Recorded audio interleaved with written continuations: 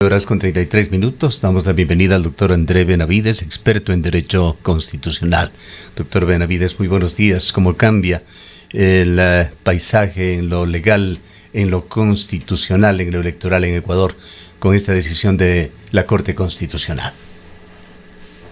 Buenos días, estimado Gustavo. Un cordial saludo para usted, para toda la audiencia de Antena 1 allá en la ciudad de Cuenca.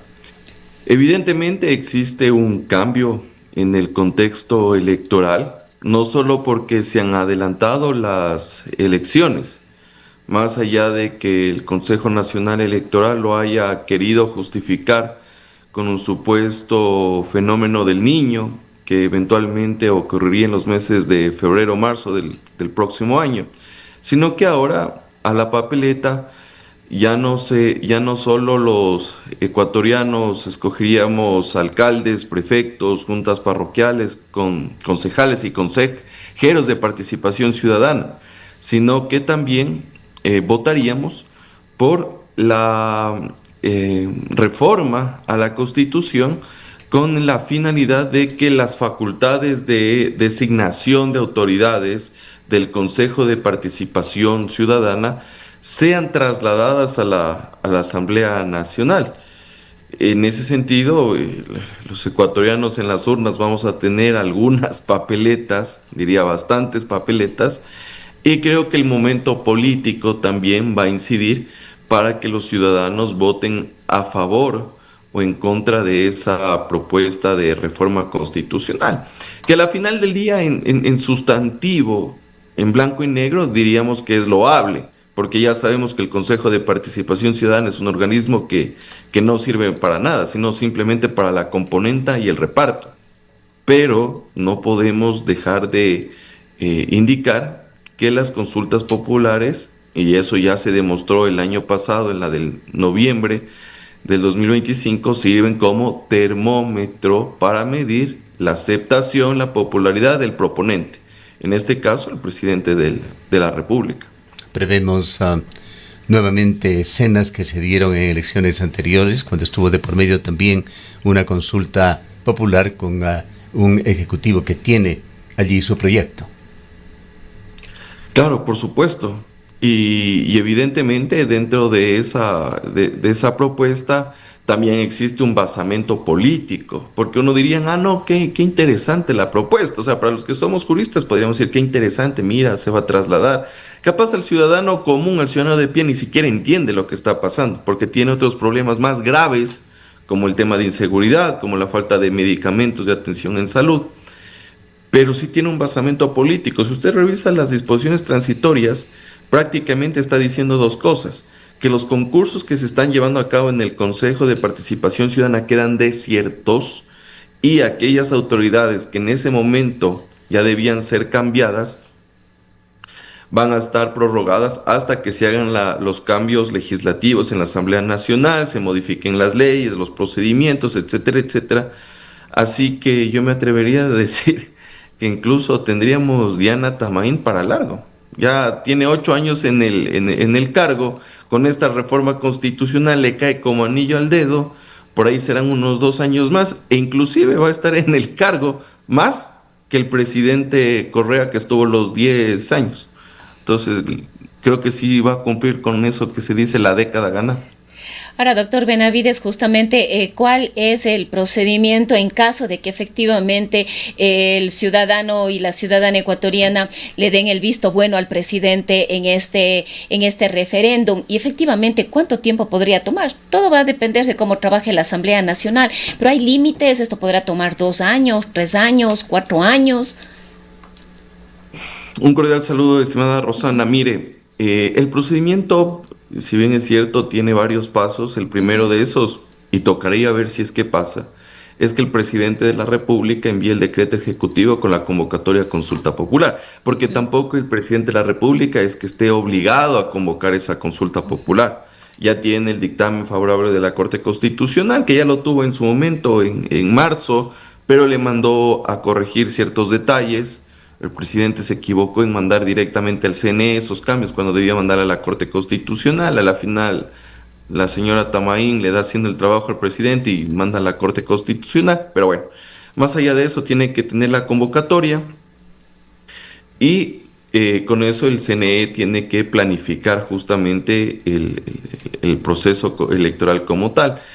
Que evidentemente esto demorará unos 6 meses, ¿no? Pero que si las elecciones van a ser en noviembre, las votaciones le alcanza tranquilamente, porque recordemos que en una consulta popular también existe un calendario electoral, también existe una campaña de por medio, las organizaciones políticas, sociales pueden inscribirse para hacer esa campaña electoral y después obviamente será ya el proceso eleccionario. Ahí veremos si es que los ciudadanos en las urnas dan favorable o negativamente esa propuesta.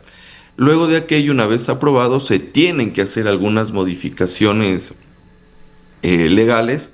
En eso la Asamblea Nacional, el presidente de la República tiene, me parece que 90 días para presentar un proyecto de ley.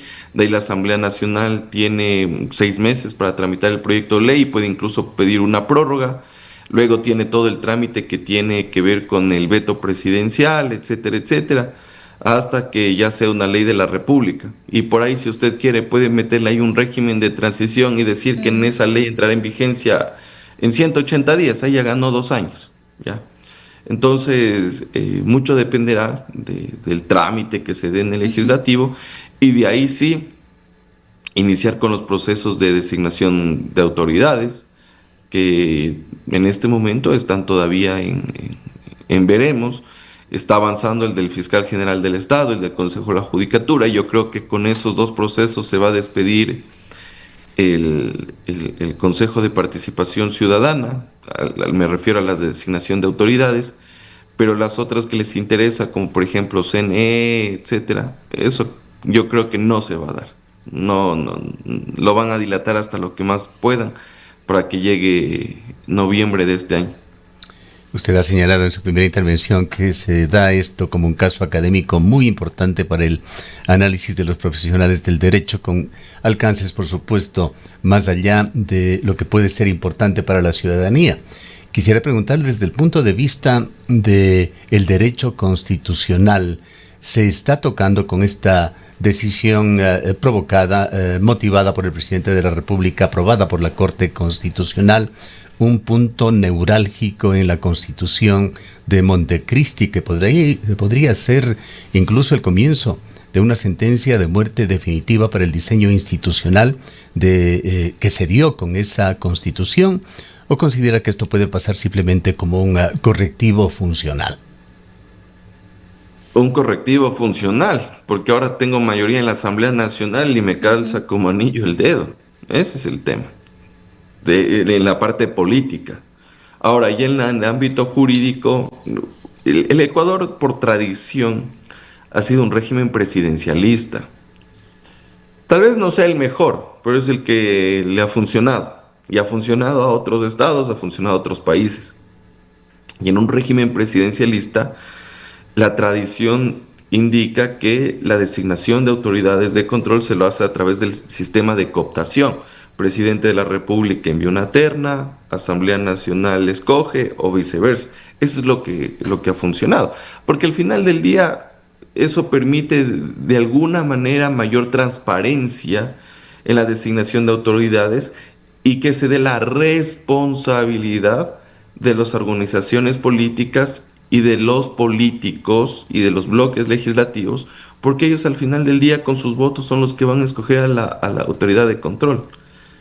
A diferencia de lo que pasa en el Consejo de Participación Ciudadana, que unos días sí, otros días no, reconsideran, le ponen, le sacan, le quitan, y por ahí te amenazan con juicio político y le terminas poniendo al señor Godoy, que a la final del día termina siendo un delincuente, un presunto delincuente, y ya, y ahí queda. Y a la final el ciudadano ni siquiera sabe quién es el que votó a favor, quién votó en contra. Por ahí saben que existe 7 iluminados en el Consejo de Participación Ciudadana, pero hasta ahí llega. En cambio, ya en el ámbito legislativo te dice, no, los socialcristianos votaron así, los Pachacutic votaron así, que se hagan responsables por ponerlo a ese pillo, a ese delincuente, a esa persona vaga, etcétera. Es que sean también responsables con sus votos. Entonces, creo que es un sistema que no digo que es el mejor, no digo que es perfecto, pero es lo mejor que hay, principalmente en un sistema presidencialista. Pero en las actuales circunstancias, eso es lo que le conviene al Ejecutivo, tomando en cuenta que tiene mayoría oficialista en la Asamblea Nacional y que tranquilamente con los votos van a terminar designando a las principales autoridades de control. Acabó, dicho sea de paso, sumándose una legisladora más de la Revolución Ciudadana, aparentemente al grupo oficialista. Eso sucedió el día de ayer en la Asamblea. Pero quisiera preguntarles sobre este tema de las elecciones en marcha. Hemos escuchado incluso controversias, presiones a representantes ciudadanos con respecto a lo que se está haciendo para nombrar fiscal de la nación. En esta hoja de ruta, ¿cuál sería el punto para que estos concursos se detengan? ¿Qué pasaría si en el interín, me refiero al tiempo que pasa entre la fecha de hoy y el 29 de noviembre, llega a nombrarse a alguno de ellos, el fiscal general de la nación, por ejemplo?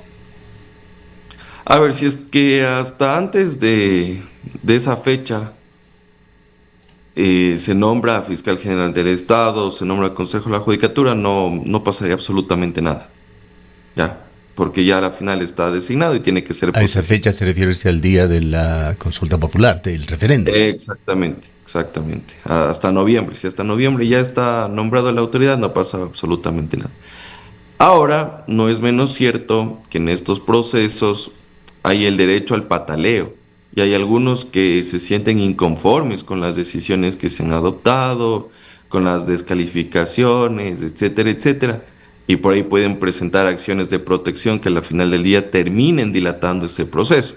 Entonces lo que podría también pasar es que algunos presenten acciones de protección, suspendan el proceso y hasta que eso se litigue, pasarán 1, 2, 3 meses y eso podría retrasar la designación de la autoridad. Podría darse.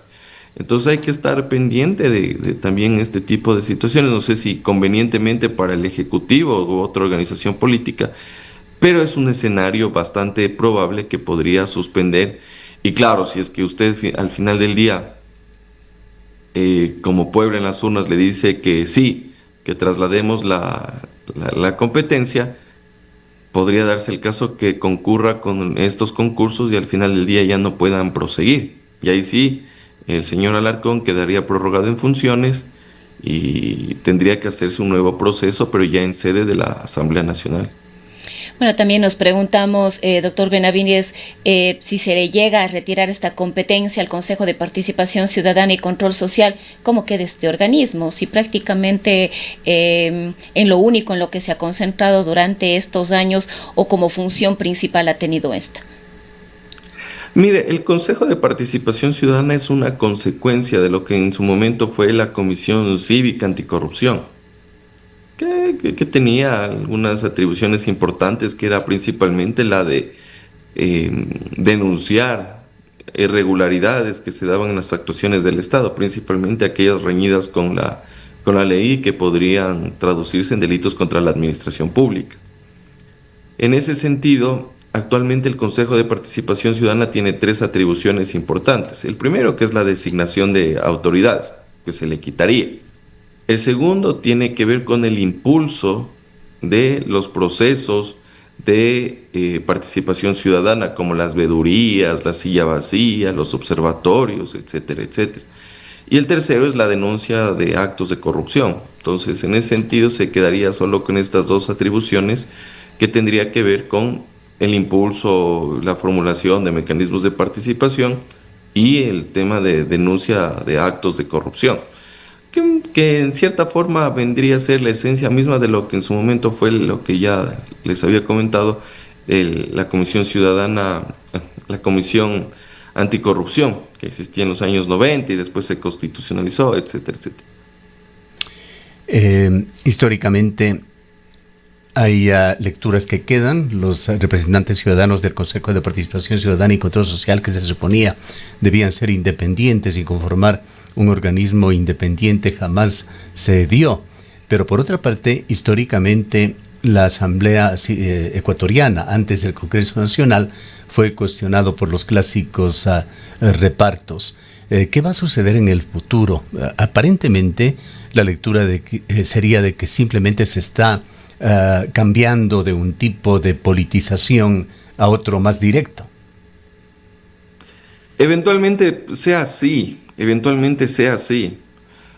pero aquí también hay que tomar en cuenta que la propia Constitución establece que hay procesos que deben ser eh, de participación amplia de la ciudadanía. Entonces, por ejemplo, antes de la Constitución del 2008, el presidente enviaba ternas, la Asamblea escogía, o el Congreso mandaba ternas, el presidente escogía. Pero en este caso va a haber participación ciudadana, o sea, los ciudadanos al final del día van a ser los que participan en este proceso, pero ya va a ser en sede legislativa. Y también va a haber una comisión ciudadana de selección. Entonces, claro, se hará el proceso y la Asamblea tendrá que escoger por los 3 mejores evaluados o puntuados para ocupar el cargo de la autoridad de control. Pero evidentemente va a haber ahí un trasfondo político y el primero que se alinee con la mayoría de turno va a ser el que va a ser escogido como autoridad de control. Eso es algo indudable. Pero como digo, ese es el sistema que en un sistema presidencialista ha funcionado. Por eso en Estados Unidos incluso el presidente de la República, el presidente puede poner incluso hasta jueces de la Corte Suprema. Y en cambio ahí no dicen absolutamente nada. Pero bueno, es porque tienen una democracia en teoría más sólida. En cambio aquí sería escandaloso que el presidente de la República termine poniendo jueces de la Corte Nacional de Justicia, porque sabríamos que responden a él.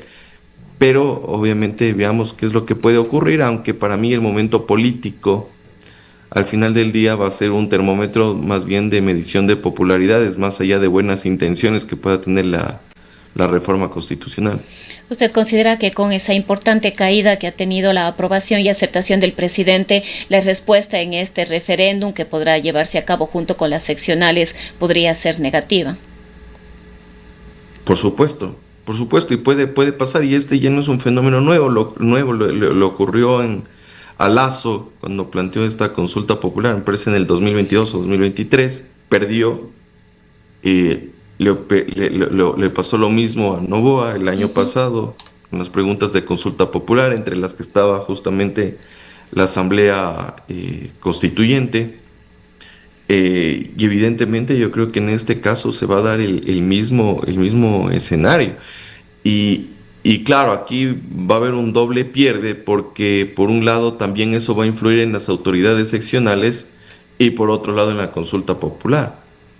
Entonces el alcalde, el prefecto que va a decir, bueno, ¿tú de qué movimiento político eres? De tal o tal, ya tú eres de oficialista, no, pues aquí no hay obra pública, si a nivel nacional no hay.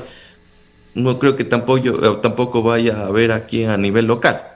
Entonces, el tema es complicado. Yo creo que el gobierno lo ha interpretado, creo que tarde, esta situación y por eso ha hecho unos cambios en el gabinete ministerial. Entonces, claro, ya cambian a la vicepresidenta, que no es médico, creo que ni siquiera título de tercer nivel tiene, que está encargado de la formulación de política de salud, le cambian y ponen ahora sí a alguien que es un ministro de salud. La vicepresidenta, quizá para recordar al público, es una experta, me parece, especializada en París, en moda. Esa es su especialidad. Bueno, entonces sí, creo que sí tiene título universitario, no sé, la verdad desconozco. Y si me equivoco, le pido una disculpa. No, podría ser diplomado. Me parece que no lo tiene registrado en el CNST. Ya, entonces eso también entiendo que va a haber un cambio en el Ministerio de Energía o del Ambiente. Entonces, justamente para que al ciudadano le lleguen los medicamentos, porque ahorita el ciudadano todos los días se queja que no tiene atención médica, que no hay medicamentos. Es un tema que realmente ha tocado ya piso en Ecuador, que requiere reformas urgentes. Antes que el tiempo se nos agote, si quisiera conocer su criterio sobre esa otra importantísima carta que se está jugando, la elección de fiscal general de la Nación, que según su opinión podría darse, pues faltan muchos meses y es uno de los concursos que a la paso más firme y constante sigue avanzando. Entre los aspirantes figuran perfiles conocidos como Carlos Alarcón, Marisa Romero, Daniela Camacho, José de la Gasca. Durante el sorteo se produjo ya ayer un incidente verbal entre un representante del Ejecutivo y el coordinador de la Veeduría Ciudadana. La pregunta aquí es su opinión primero sobre este concurso en general y luego este detalle sobre los incidentes de ayer. ¿Qué valor jurídico puede tener las denuncias de una veeduría si no logran frenar el acto administrativo? Mire, para mí deben existir limitaciones en este tipo de procesos, principalmente cuando se utilizan como puerta giratoria. Porque al final del día usted, como fiscal general del Estado, tiene que ser una autoridad independiente que garantice que no va a tener ningún tipo de presión interna o externa y sus actuaciones van a ser en función de lo que dispone la Constitución, la ley en el cargo de fiscal, lo que diga la verdad procesal. Que no sirva esto para perseguir enemigos políticos ni para hacerse loco con mis amigos. Entonces, yo creo que ese es un problema que hemos tenido, la puerta giratoria. Eres ministro y después eres embajador, eres ministro y después vocal del Consejo de la Judicatura, etcétera, etcétera. No se puede utilizar esa puerta giratoria porque en términos democráticos eso no garantiza tu independencia ni de la institución, ¿ya? Lo segundo, creo que los veedores en este proceso justamente están para verificar el correcto desenvolvimiento de estos procesos. Y tienen que hacer un informe y decir, mira, de acuerdo a este informe, de acuerdo a este documento, de acuerdo al proceso, etcétera, etcétera, está ocurriendo esa situación. Pero creo que ahí también existió, creo yo, un exceso por parte del veedor de decirlo públicamente, etcétera, etcétera, que cuestione esa candidatura, pero tienes que hacerlo también con pruebas, no es cuestión de solo tirar lodo con ventilador por algo de protagonismo, más allá de que exista la preocupación, pero tienes que hacerlo en otro contexto si eres veedor. Para eso es que tú estás dentro de ese proceso. Pero tampoco aquí decir, como el veedor me dijo eso, yo ya lo saco del proceso. A la final el veedor es veedor, el veedor no toma decisiones. El que toma la decisión al final del día es la Comisión Ciudadana de Selección y el Consejo de Participación Ciudadana. El veedor no tiene nada que ver. Eso no va a incidir al final del día en la decisión que se pueda adoptar, ni tampoco presentar recusaciones, que se excluya, etcétera, etcétera. Entonces, creo que existe un exceso de lado y lado en esta cuestión tanto del veedor como del participante. Ahora, en cuanto a los procedimientos y una mirada ética de valores, de principios sobre este procesos, dicho sea de paso, siempre cuestionados en Ecuador, ¿es éticamente sostenible, jurídicamente impugnable que el delegado del Ejecutivo sea quien califique los expedientes de candidatos que han tenido cercanía, incluso cargos muy relevantes en el actual gobierno? Es que ese es el problema que tenemos en el diseño institucional, porque usted tiene una Comisión Ciudadana de Selección que está compuesta, por un lado, por representantes de las funciones del Estado y por otro lado tiene de ciudadanos. Entonces, también ahí le da la posibilidad de que tenga cierto tipo de influencia el delegado del Ejecutivo, de la Asamblea Nacional, etcétera, etcétera, para calificar justamente las hojas de vida, los currículums a los postulantes. Pero sí llama la atención que y ese es un problema porque dice, mira, a la final del día quien termina haciendo el proceso es la Comisión Ciudadana de Selección. Sí, que cualquier ciudadano puede postularse para esa Comisión Ciudadana, de acuerdo, cualquier ciudadano puede hacerlo. Pero el problema radica en que esa Comisión Ciudadana de Selección debería estar conformada por los mejores ecuatorianos y ecuatorianas que existen en nuestro país y con experiencia, al menos con el cumplimiento de los mismos requisitos del que está postulándose. Porque ahorita tenemos como presidenta, creo que una persona, no desmerezco los logros que pueda tener porque es joven, todavía no puede tener la trayectoria que tenía un profesional del derecho con vasta experiencia, pero al menos decir, oye, si vas a escoger fiscal general del Estado, que tenga los mismos requisitos, al menos 10 años de experiencia en el ejercicio de la profesión. Porque si es un recién graduado que recién aprendió lo que es la jurisprudencia, el derecho, ¿cómo le vas a cuestionar, a plantear las preguntas académicas? Alguien que incluso ha sido juez de la Corte Nacional de Justicia, fiscal general del Estado. Entonces, ¿cómo vas a estar entre pares para incluso hacer este tipo de cuestionamientos o preguntas? Entonces, esos son los tipos de problemas que tenemos en el diseño institucional y que también dan este tipo de situaciones que al final del día uno no entiende. Usted vislumbra, y con esto finalizamos, doctor Benavides, un tiempo tormentoso de aquí hasta las elecciones del 29 de noviembre, con un CNE que sigue intentando tomar medidas que influyen dentro del proceso, como por ejemplo las sanciones con este calendario electoral tan apretado. Un Consejo de Participación Ciudadana descalificado por el país, que sigue haciendo el intento de nombrar autoridades mientras hay preparaciones ya, yo diría que compartidas por la ciudadanía al momento para quitarle esa función, y una asamblea que espera heredar un poder enorme en un año de elecciones seccionales. Estamos asistiendo a un rediseño del Estado ante un caos institucional provocado por esta falta de sincronía entre justicia constitucional y realidad política. Podría ser, estimado Gustavo, podría ser. Creo que estamos, bueno, no es que recién estamos viendo, pero sí estamos frente a un relajo institucional que todavía no para. Y yo creo que debido a las condiciones políticas, el ciudadano va a votar en contra del proponente y no de la pregunta. Y vamos a tener Consejo de Participación Ciudadana de largo. Es lo que va a ocurrir, por más loable que sea. Pero bueno, en todo caso hay mayoría también en el Consejo, así que a la final del día termina siendo lo mismo. Bien. Queremos agradecerle mucho por su presencia en esta mañana. Gracias por la invitación. Cordial saludo para todos. Han escuchado al doctor André Benavides, uno de los mayores expertos en Derecho Constitucional en Ecuador. Son las 8 de la mañana. Dicen que tu casa no es solo un lugar, es un sentimiento, es familia y es algo más. Es